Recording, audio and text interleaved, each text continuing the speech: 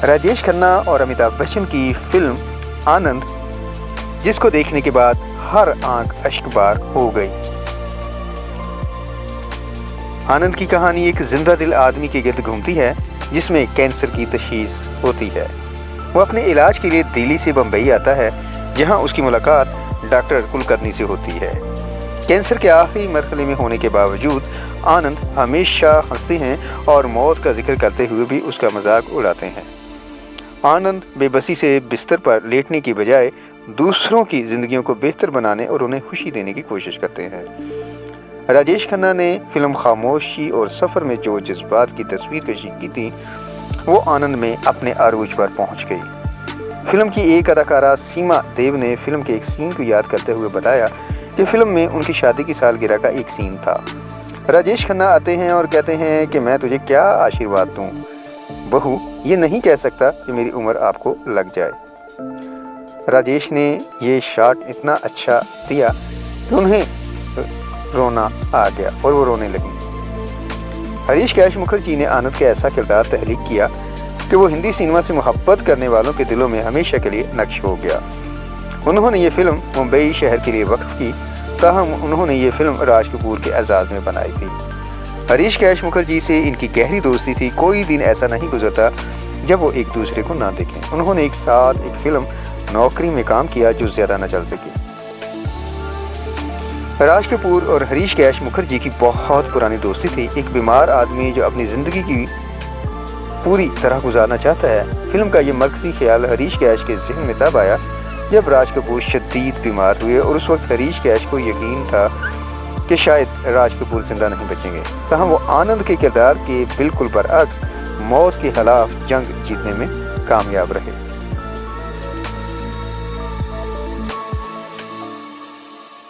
कहानी लिखने के बाद भी हरीश कैश मुखर्जी काफ़ी अरसे तक आनंद फिल्म नहीं बना सके, क्योंकि इस कहानी में रोमांस नहीं था।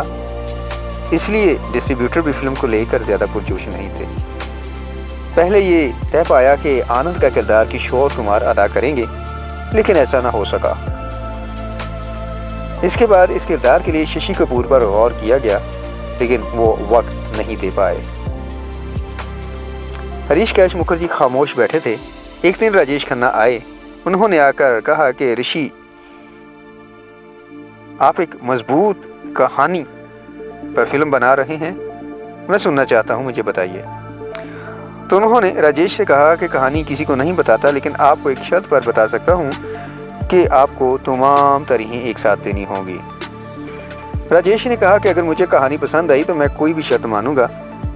तो उन्हें राजेश को कहानी सुनाई तो वो फौरन राजी हो गए। राजेश खन्ना ने मुंबई में आनंद की फरोख्त के जुमला हकूक इस फिल्म के लिए अपनी फीस के तौर पर लिए। नतीजे के तौर पर इन्हें अपनी फीस से भी ज़्यादा रकम मिल गई। धर्मेंद्र जी कहते हैं कि वो हरीश कैश मुखर्जी से बहुत नाराज़ हुए जब उन्हें मालूम हुआ कि ये किरदार उन्हें नहीं दिया गया और राजेश खन्ना को दिया गया है। हरीश कैश मुखर्जी ने गड्डी और चुपके चुपके में फिर धर्मेंद्र को किरदार देकर इसकी तलाफी। आनंद का क्लाइमैक्स राजेश खन्ना की ज़िंदगी का सबसे बड़ा लम्हा था। इस दौरान आनंद अपनी ज़िंदगी के आखिरी लम्हात गिन रहे थे। ऐसे में डॉक्टर बनर्जी कुछ होम्योपैथिक दवाएं खरीदने बाहर आते हैं।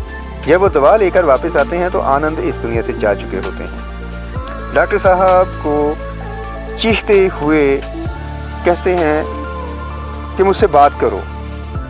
तभी टेप रिकॉर्डर पर आनंद की आवाज़, बापू मोशाई, ज़िंदगी और मौत खुदा के हाथ में है और हम इसकी कठपुतली हैं, ये आवाज़ गूंजती है।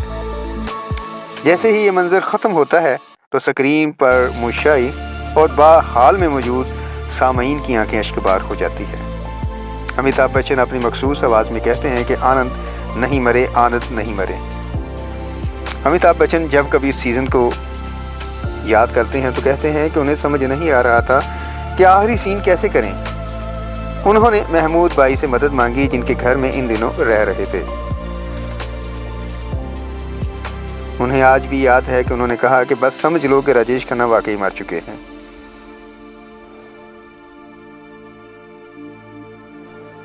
जिस दिन राजेश खन्ना की मौत का शूट होना था, इससे चंद दिन पहले अमिताभ ने हरीश कैश से अपने मकालमों पर ज़्यादा जोर देना शुरू कर दिया। हरीश कैश उन्हें समझाता है कि तुम इतना क्यों घबरा रहे हो, लेकिन अमिताभ भी डटे रहे। आखिरकार उन्होंने कहा कि फनकार ज़्यादा तैयार होकर आता है तो हदायतकार को तकलीफ होती है। अमिताभ से कहा कि मैं ये नहीं चाहता कि मेरे हुए राजेश के साथ रोने से काम नहीं चलेगा।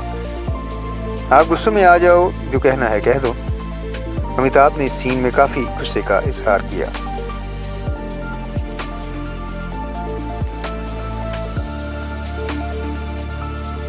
जब आनंद रिलीज हुई तो राजेश खन्ना इस फिल्म को लेकर बहुत पुरजोश थे। वो ये फिल्म पूरी मीडिया को दिखाना चाहते थे, इसलिए विक्टोरिया ट्रीमेंस के करीब एक्सेलेयर थिएटर में फिल्म का खसूसी शो मुनक़िद किया गया। जैसे ही फिल्म ख़त्म हुई, मशहूर सहाफ़ी देवानी चोहल सुधीर गुडगल के पास आई और उन्हें खाना छोड़कर बाहर खड़ी कार के करीब आने को कहा। सुधीर जब नीचे पहुंचे तो देखा कि राजेश खन्ना की गाड़ी वहां खड़ी थी। थोड़ी देर बाद दिव्यानी राजेश खन्ना के साथ वहां आई।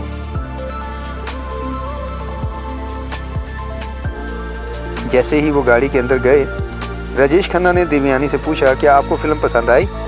दिव्यानी ने चंद लम्हे की इनकी तरफ देखा और कहा, इस लंबू के साथ दोबारा कभी ना काम करना, वो आपकी छुट्टी करवा देगा। लंबू से मुराद अमिताभ बच्चन थे। और राजेश खन्ना ये सुनकर कदरे हैरान हुए। फिर उन्होंने पूछा कि क्या हुआ, इस लंबू में ऐसा क्या है? उन्होंने कहा कि इन्होंने आपकी आंखें देख ली हैं, मैं आपसे कह रही हूँ कि इनके साथ कभी काम नहीं करना। वैसे भी आनंद से पहले राजेश की नज़र में अमिताभ बच्चन की अहमियत इतनी कम थी कि उन्होंने हदायतकार मुखर्जी से इनका नाम पूछने की ज़हमत तक नहीं